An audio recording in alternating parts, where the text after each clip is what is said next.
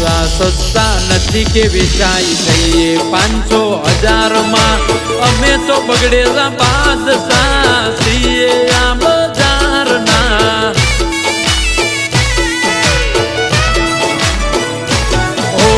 highlight news હોય અમારી અખબારમાં એટલે તો આજે નથી પડતું